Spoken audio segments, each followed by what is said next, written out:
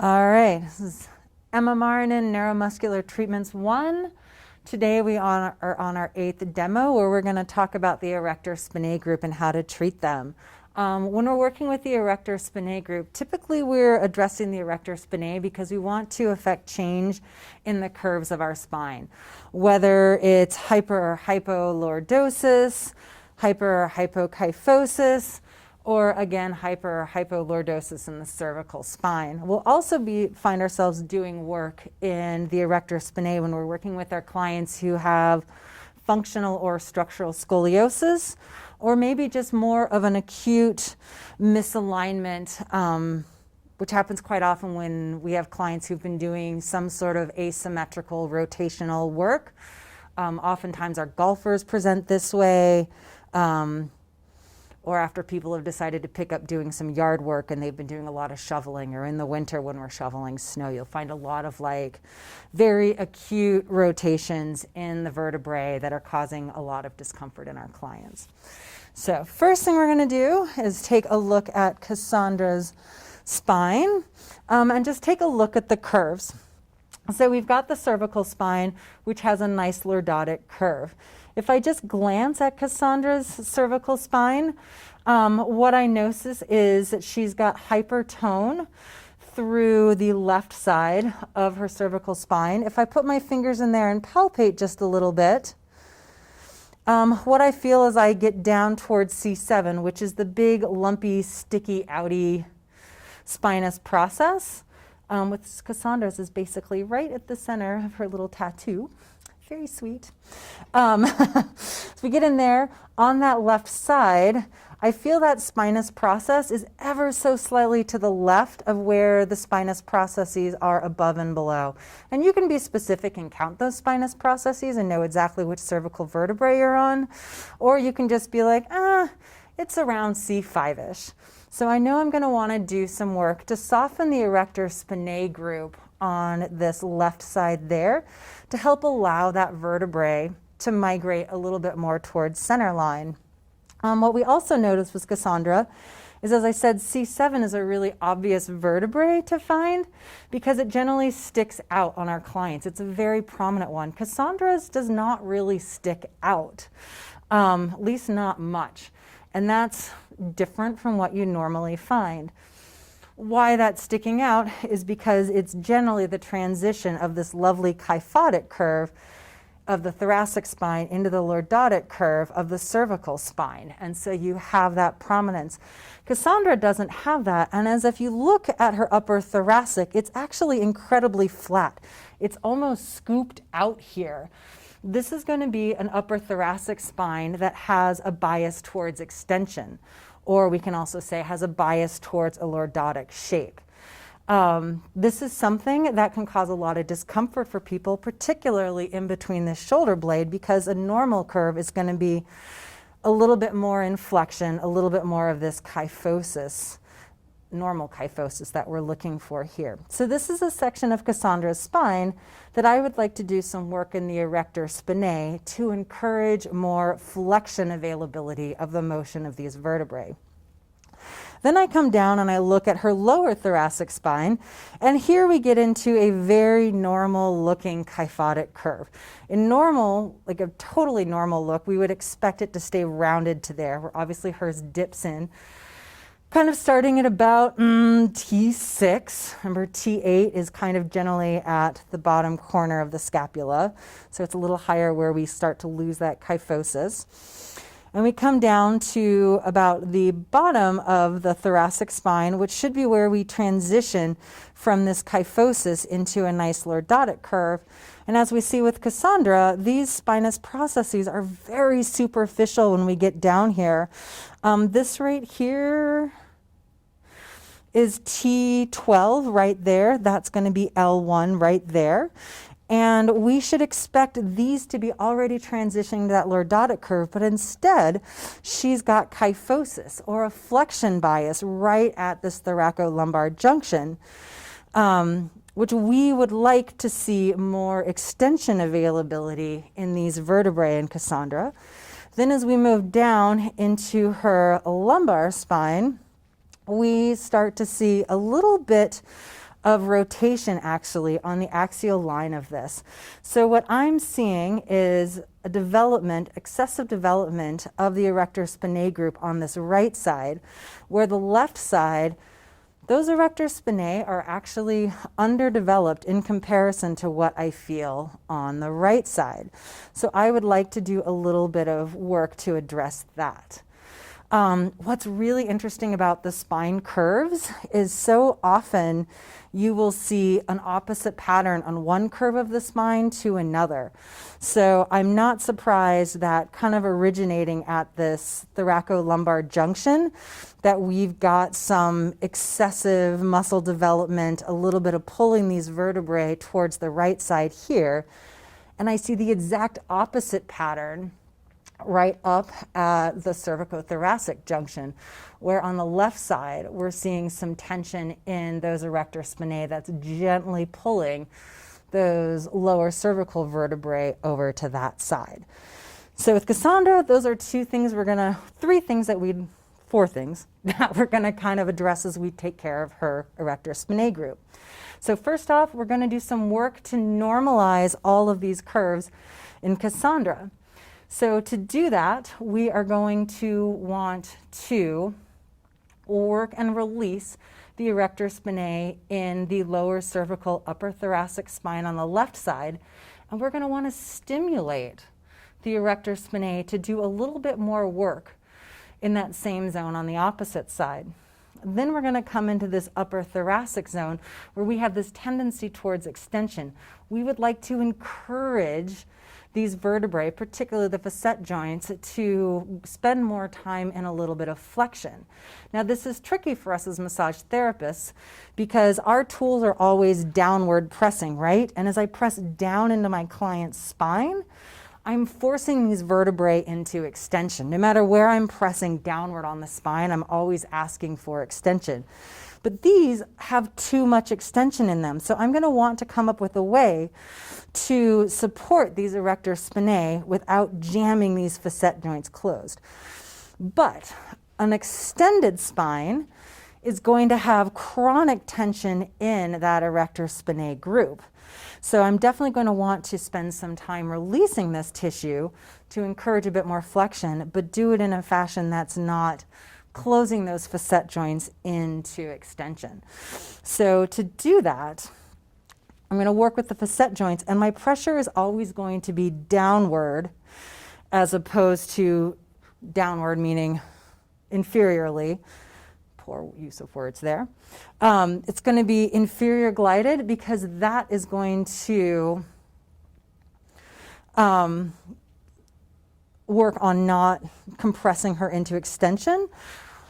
In general, as I work through those muscles, but if I take my pressure and I work superiorly through this Erector Spinae, especially if I come into those facet spaces, I'm actually going to be encouraging opening of those facet joints, which is the position of flexion. So that's how I'm going to work through those vertebrae. Lower thoracic spine, middle thoracic spine is quite normal. And then when I start to migrate down towards these lower thoracic, upper lumbar, now I've got a section where I have too much flexion in here. So now this is a zone where I would like to do work to encourage engagement on both sides of these Erector Spinae to allow more extension to happen and create some more neutrality in the spine there. As I come more into the lower part of the thoracolumbar junction and into the lumbars, I'm going to want to do some work through the Erector Spinae on this right side to soften this tissue and then stimulate the Erector Spinae on the other group to see if we can do a little bit of work to change that rotation in this tissue. So that's what I see when I look at my client. The next piece to do is to actually see how things move. And I'm going to see how Cassandra's spine moves by initially doing some cat pawing. So I'm going to come in. I like to put my hands right above the sacrum. So my thenar and ulnar eminences are hooking right over the ASIS. Initially start by just shimmying her pelvis from side to side. What I feel here is limitation with that right side moving anterior, which goes along with what I see in that tissue through the thoracolumbar junction. So I've got confirmation in two ways that that's probably something I need to work on. As I move into the thoracolumbar junction, I find that actually with a little bit of pressure, these vertebrae are very available to go into extension, to go into that lordotic curve. So I'm thinking, maybe I'm not actually going to need to spend as much time trying to change the shape of the spine here. Maybe this position has more to do with the stiffness I'm feeling in the lumbar on the right side. I keep migrating up my client's back. Very normal feeling middle thoracic spine. As I get into the upper thoracic, I actually feel a lot of motion available here too. Oftentimes when you see a thoracic spine that is locked in extension, sometimes you'll hear this called a dished thoracic. Usually this tissue is very rigid and doesn't have any more motion available to it. And that's when you really want to work on getting some more flexion in that part of the spine. But Cassandra, as you can see, actually has quite normal motion going on in there. So even though I see this dished section of her spine, it makes me think, even though it's a little abnormal, it actually is very healthy, the tissue works really well, and it's very similar on each side. If my client's not having problems in here, even though it technically looks like something that's a little amiss, I'm gonna say, I think this is actually fine. I'm gonna come and cat paw my way through her shoulders, and here I do feel a difference in how her cervical thoracic junction moves from side to side, and maybe not what you'd expect. I have pretty great motion on this side, getting it to move, but when I come on to the other, I actually have a lot of limitation. So it's a little opposite of what I was expecting to feel, but again, it's an indication that there's something amiss here that I would like to try to neutralize and have more even range of motion on each side of the spine. So having now walked, I have a little bit more of a feel of how to address Cassandra's Erector Spinae group. I am not going to be so concerned with addressing this dished spine or this hyperkyphotic section of her spine down at the thoracolumbar, but I am going to be a little interested in seeing if I can encourage some change to happen in the Erector Spinae group of the thoracolumbar junctions at these two locations. So, how are we going to do this? By doing this nice little palpation, by doing my catwalking, I've actually done a really nice job already warming up this tissue. So now what I want to do is go in and individualize the sections of the Erector Spinae group. We have a whole bunch of different muscles in this part of the spine, right? When we're really close into the spine, deep, we have the rotatories and then the spinalis. Then we have some of the thoracis longus and the iliacostalis and all of these longer muscles. Their names again, you can get caught up in the details and memorize all of these, but the most important thing to remember is that we've got Erector Spinae groups that are a whole bunch of little lines of muscles that very close to the spine and very deep, they're just going to be connecting one vertebrae to the next, and they're going to be involved in the very specific micromotion from one vertebrae to the other. Managing rotation, as in the rotatories or the multifidi, really an integral flexion and extension between one vertebrae and the next. As we migrate away from the spinous process and move closer over towards the facet joints, then we're getting into sections of Erector Spinae where those muscle fibers are going to span a bigger section. They may span 4, 6 segments in the spine.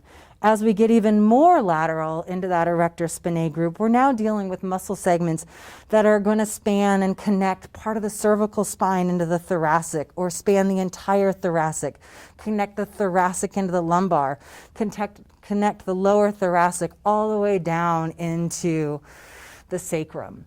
So close to the spine, very specific little micro motions. The further out, we get to more global patterns. And as you move your hands across this group of Erector Spinae, you're going to feel kind of these sections of ropes. all the erector spinae generally traverse up and down that you're going to be able to feel. You're not going to be able to palpate the rotatories. If you can, you have an incredibly frail client that you may not want to be doing specific work near those vertebral spaces anyways, just because of potential for fracture. But in most healthy clients, there's no way that you're going to be able to palpate the rotatories. And those are the only ones that don't go up and down. So to feel them, I like to just take nice broad palms, generally starting in the thoracic, because I think it's the easiest to feel, span the rib cage and move my hands towards the midline. And as I'm doing that, I'm just kind of feeling for some ridges of muscle and seeing if I can feel 3 generally different ridges of muscle moving towards the spine. And I'm totally fine with my fingers crossing over the spinous processes.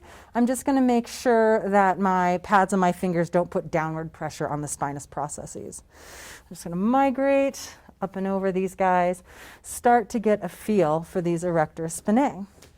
When I come into the neck, I might do a little bit of that lifting work like I did with the traps to begin with, and get a sense of what goes on with some of those more erector spinae in there, a little feel in there, separating it out. All right, now I'd like to do the next level of individualization. So now I have just kind of a feel of where these guys are. And you can also work across the body and do a pushing motion. Oftentimes I'll do a pushing motion more when I'm trying to affect some of that motion of the spine.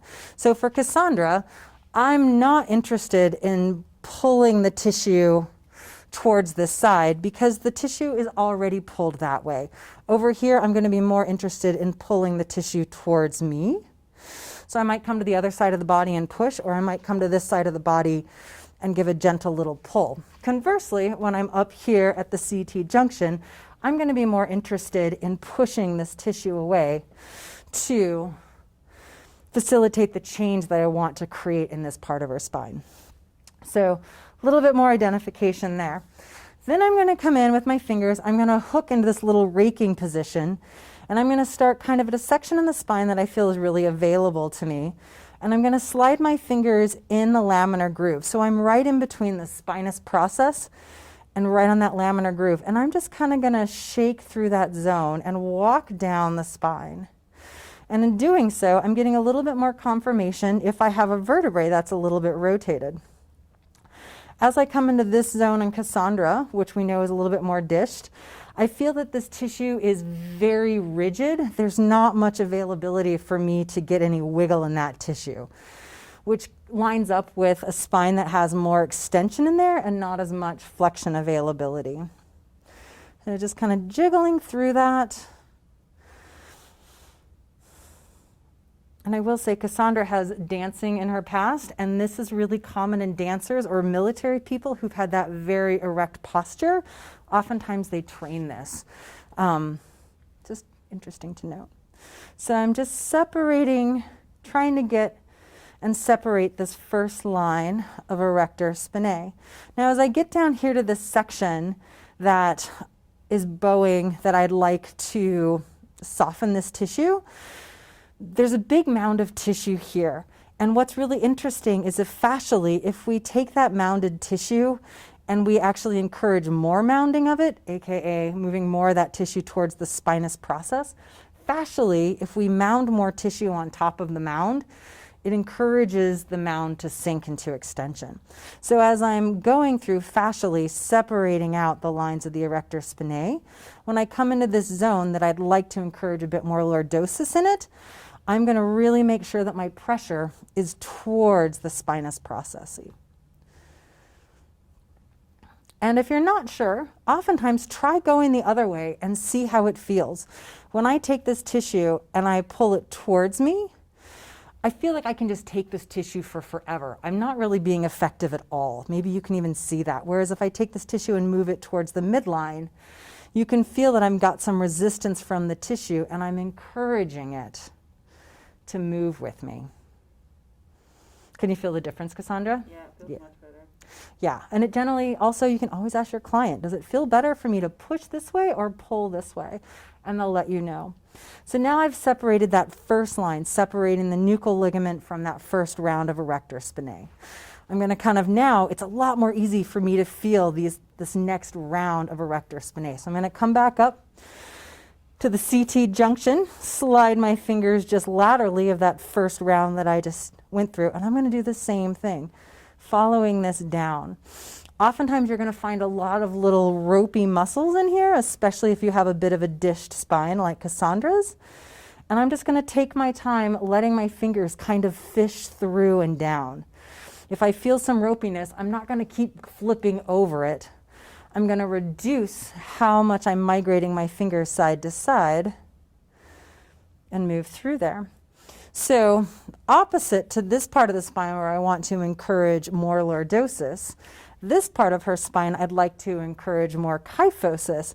So as I am individualizing these lines of Erector Spinae, my work is going to be more pulling away from the spine to encourage more flexion in that segment. And moving through. Then when I get back into where she has a more normal kyphotic curve in this thoracic spine, my separation is going to become a little bit more even medially and laterally. And if I find as I'm going through this any particularly stiff, tight, dense muscles, I'm going to pause and do a nice little ischemic compression there. I'll have a spot down here in just a minute to show you what that looks like. So here I get into some good density in this tissue. I could just hang out here with my fingers in this tissue. Again, my pressure is down. Ooh, and Cassandra just kicked me out. So I'm waiting for exhale to slide back in. Good indicator that it's sensitive tissue. Letting my fingers slide in there to isolate where I want to be. This is a pretty broad space, and these muscles are really strong here. They're short, they're flat, they're strong. And this is really hard on my finger joints. So I might try a backed up thumb in there, and because I'm really close to the spinous process, I'm always going to use my other hand to support it. Or this is a time where you could even do a little bit of specific work using an elbow.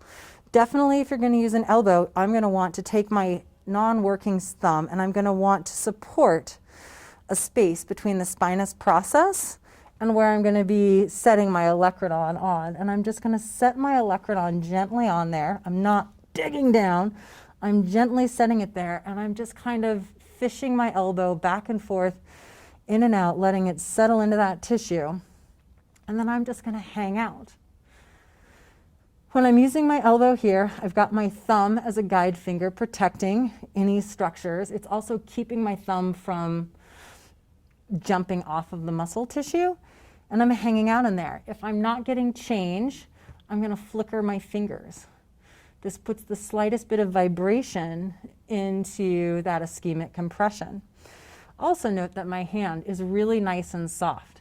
Your client can tell if you create a fist or if you have a soft wrist. A soft wrist, my elbow gently glides into that tissue. The tissue is like, oh, okay, this is safe, I can go in. As soon as I stiffen my hand, her tissue also is going to tighten in response. Sometimes that is a technique. If you've got tissue you're trying to stimulate, you can kind of pump it with your fist and you'll be stimulating that tissue to fire. But if our goal is to get this tissue to relax, as in going for a trigger point, a nice soft hand is going to do the trick. So that definitely softened up for me.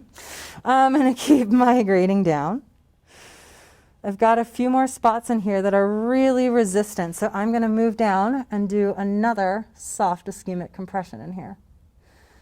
Nice and soft. I'm just kind of moving with Cassandra's breath. Notice my thumb on my guide hand is just keeping everything safe. I am nicely over my elbow. I'm not way out over to the side. This is inefficient. I've got myself over, and my weight is almost exclusively in my feet. How much weight do I have in my elbow on you, Cassandra? Maybe 10%. So maybe 10% is what she said. So again, I'm not laying on her. I'm very soft in that tissue.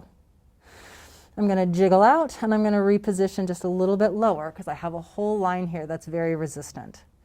And this one right here is the most resistant, so I might kind of flutter my fingers, distracting that tissue a little bit to let me in. And it did. It just softened a little bit. And notice just how slow and patient I am with this. I'm just hanging out, waiting for the tissue to have a conversation with me and soften. And it just softened. So I'm going to thank the tissue for working with me, and I'm going to reposition one more time. And when I get here, I can tell I'm kind of at the end of that line of dense tissue.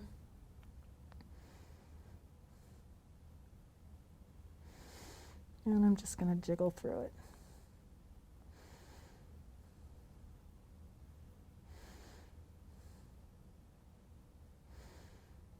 Nice, soft. I'm going to move out because that was some nice specific work. I'm going to I had an amazing instructor named Yvonne Locke who always said, make nice with the tissue. So we've made nice with the tissue. I'm going to continue my line down. As I get into this lordotic curve, my pressure is still migrating a bit more medially towards the spine. Interestingly, the tissue down here, you might notice that my little sifting into that tissue has gotten a little bit more rapid. When I'm moving slow in this tissue here, I'm not able to get into it. But if I add a little bit more vibration quality, I'm able to get in. So don't be afraid to experiment with your pace, with your pressure. Figure out what's going to work and going to let you do the work you want to do. So finally, I'm going to do one more pass down here. We've separated the erectors from the spinous processes. We've gone over that middle line and separated the next line. Now we're going to move over and do the third line of separating these erector spinae. And especially as you get up towards the top of the thoracic spine, some people, this erector spinae tissue might actually be slightly underneath their scapula. And if that's the case, you may want to take their arm and slide it to the side because it's just going to open up more of the space to work. Cassandra's, that's not the case. You can easily get at it, so I'm going to keep her in this position. So, and finally, coming into this lateral line of the erector spinae group, and I'm going to fish my fingers in. The tissue kind of around the CT junction wants to move also towards the spine. If I pull, you can see I can just pull this tissue for forever. I'm not creating any change there. But if I move it towards the spinous processes, I'm able to get that tissue to start changing for me, getting more space in that fascia for me to glide. Walk down. Now I move into that section. One finger position down. Suddenly that tissue wants to be pulled towards me. And if pulling towards you isn't comfortable, you can always go on the other side of the body and move it away. You know, I could simply walk to that side of Cassandra and then be pushing this tissue this way instead of pulling it. Sometimes you just need variety in how you're using your body for the day. Both are just as effective. So moving through there.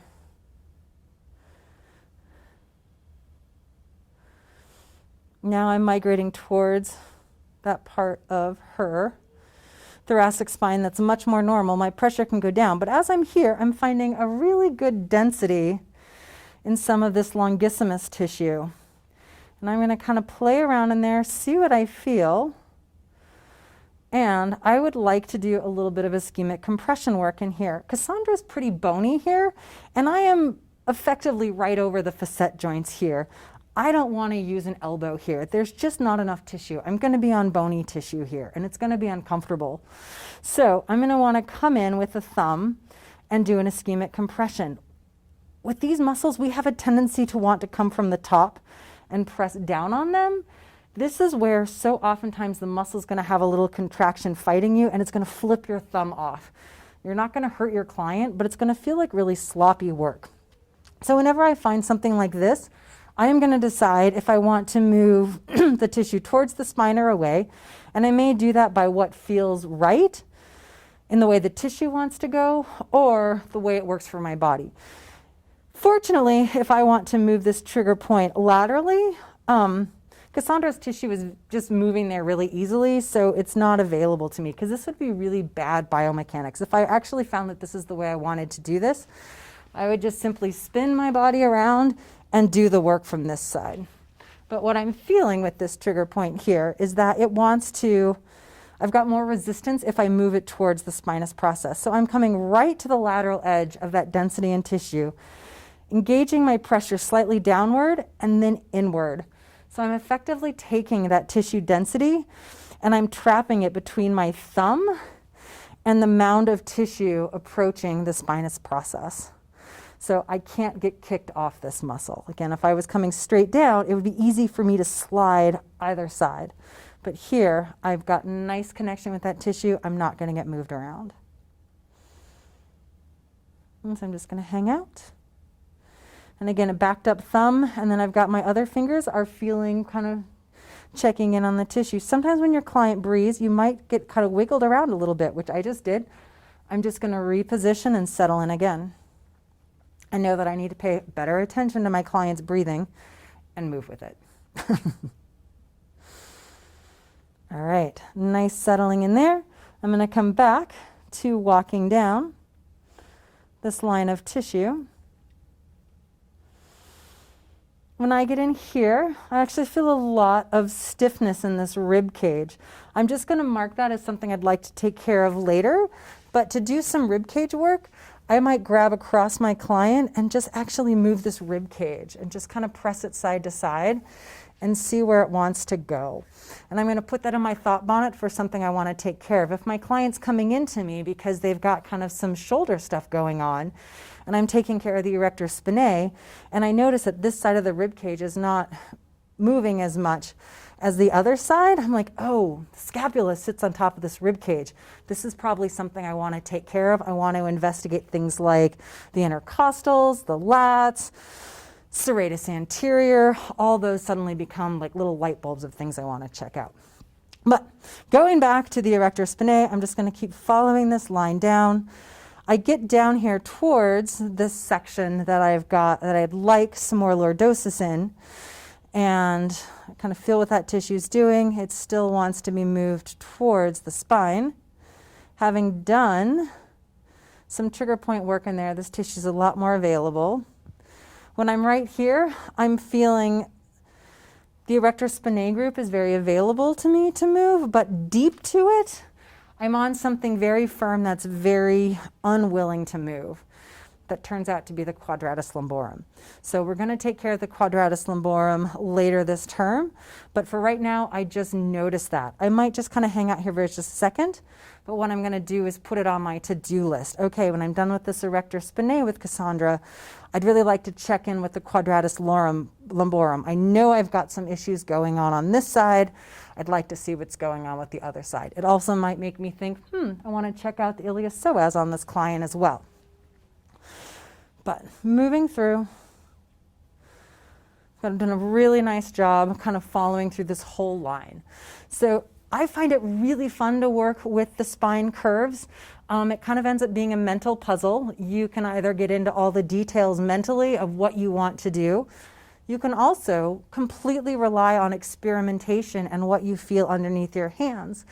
So, and I kind of find a combination of the two, for me, gets the most effective treatment to kind of address some of the interesting, bigger global curves of my client. And when you're dealing with somebody who has a functional or structural scoliosis, you're definitely going to get into doing very different things on one side of the spine and the other. So in this treatment with Cassandra, I would normally then go and do a similar thing on the other side, but it's probably going to look a little bit more like a mirror when I'm dealing with some of the curves that are very normal. But I'm going to be doing very opposite work on these two sections of her spine because I see very different things going on. So kind of a look there. So after I've done this nice fascial work, I've individualized the muscles, I've done the ischemic compressions wherever I need to. Now I'm just going to make sure I do some nice lengthening work through all the erectors. Use a little bit of lotion, apply it to my clients. All of her spine. And I'm generally going to address both sides at the same time. So I've already done both sides. I like to come in and just do some classic Swedish moves. I like to start with nice fists gliding down each side of the spine. It lets my knuckles fall into that nuchal ligament. all the way down, rolling out. I might do a few passes that way. I might decide to come into just one side. I'm going to use my forearm, glide into that tissue. My elbow is hooking into the nuchal ligament. It is not on the spinous process. If you're not sure where you are, always use a guide hand to know where you are. I'm going to follow that up. Doing some very nice lengthening strokes in here. And again, as I'm moving superior on my client, I'm not letting my elbow go ahead of me. I'm walking up my client with me so that I'm keeping my elbow, for the most part, underneath my shoulder joint. That way I don't put undue wear and tear on it. And that. Do some passes down the other side. Nicely kind of ironing out this tissue as I go. And again, you can always use a guide hand. For me at this point in my career, my elbow is basically as sensitive as my fingertips. You will get there eventually if you use your forearm regularly. So I would probably do several more passes of that. The last thing I really want to do with this Erector Spinae is I'd like to do my plus minuses. And this feels really great. I like to do plus minuses in two planes. I like to do it all through that nuchal ligament, and then I actually do it on the supraspinous ligament, which is the ligament that connects one spinous process to the other. Now, I only do this on a client who doesn't have any risk of osteoporosis and no disc injuries. But first off, in that nuchal ligament, it doesn't matter where you start on the spine. I just happen to be down here. I'm going to take a nice backed up thumb. I'm going to set it in the nuchal ligament right next to that spinous process. And I'm just going to do my little plus minuses, walking up every single vertebrae as I go. Now I can also continue my treatment a little bit. As I'm doing my plus minuses here, this part of Cassandra's spine, I want to be moving that way. So I'm going to make sure that my pressure is encouraging that motion that way. I also would like a little bit more flexion in this part of her vertebrae. So my pressure is a little bit superior leaning to encourage opening of those facet joints. Just kind of dialing in the details. Being thoughtful about every little stroke I do has a benefit. And you might pause at some of these that are particularly, you did a lot of work in, and spend a little extra time. Maybe only do like a quarter of a vertebrae motion as you move through it. Maybe do a few extra plus minuses. Now I'm moving into her beautiful kyphotic curve. These plus minuses here. Like to have kind of more of a quality both medially and laterally, both up and down. The spine is quite normal here. So I'm just generally stimulating these proprioceptors. And again, I'm moving as I move up or down my client's body. I'm not getting myself in this position where I'm stuck in place. If I can keep myself following, my wrist stays neutral, my shoulder stays over my elbow, my center of gravity is pretty nicely towards my working surface. I'm in a good place. Now I'm getting into this dish tissue where my plus minuses are going to have kind of an outward direction.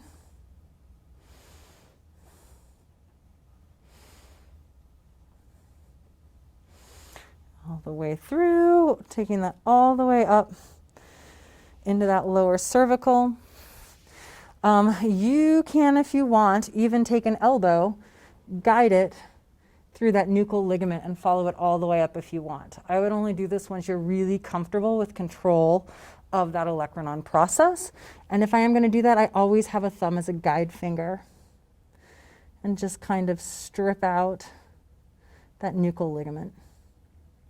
So this is something to practice when you're ready, ideally with another massage therapist, learning to have control over your body. And as I reposition, I just gently soften my pressure, and I'm just going to walk with my client. And so again, my elbow is nicely in that nuchal ligament. It is not anywhere near that spinous process. The spinous process is in the soft tissue of my thumb. I might do a little jiggling if I start to get kicked out. And I can also have a bit of that directionality as I get up here into this part of the spine that I'd like some more flexion. I find my pressure again pulling laterally, sorry, as they come up. And all the way around. Finishing that. Then I want to address the supraspinous ligament, especially on these sections of the spine that have more kyphosis than I want. These ligaments have a tendency to be kind of overstretched. When you come into where you've got normal lordosis, those ligaments are generally in a nice neutral place, but it's just kind of nice to know where they are. So I'll generally take nice soft pads on my fingers, and I'm just going to feel for those spinous processes and let my fingers slide in there. So I'm in between the spinous process, and I'm on a ligament, and I'm just gently going to go back and forth across it. There's no reason to do a plus there. You just want to go across on the horizon line. And I'm going to just move up and move up. And I'm not using a ton of pressure here, and I'm just waiting to find my way in between these vertebrae. When I get to these ones that are a little bit more kyphotic than I want, I'm going to spend a little bit more time treating those ligaments. And I'm just going up and over every single spinous process, sinking into the valley in between them.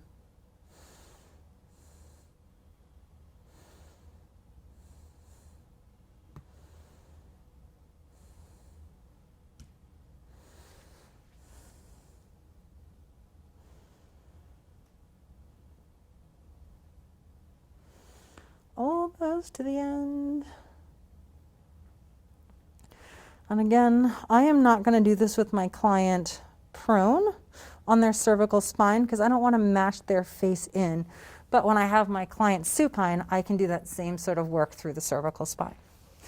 And I'm just going to make nice with my client's body and move on to my next project.